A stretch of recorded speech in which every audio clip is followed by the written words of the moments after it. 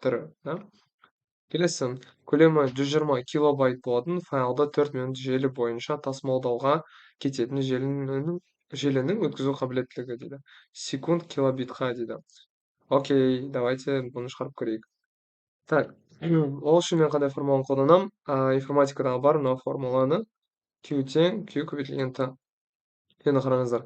Бізде Q деген это 4 килобайт, өйткені ол ақпараттың көлемі болып саналады. 120 килобайт. 120-ны килобайт теңестіремін. Получается, менде мына Q-ды табу керек, жылдамдықты, и 4 минут бар, иә? 4 минутты қазір секундға келтірсек, ол бізде болады.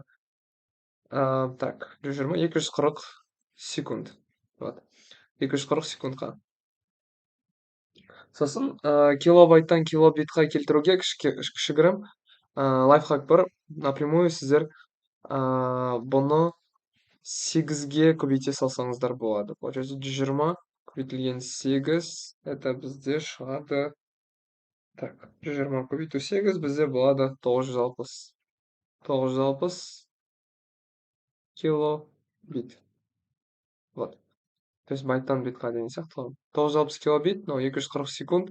Сөйтіп, Q тең болады. Ну, 120 килобайт уже біз білеміз, что это 960 килобит. Сөйтіп, 960-ты бөле саламыз 240-қа. Сонда біз аламыз 4 деген жауапты. Жауабы 4 килобит секунд болады.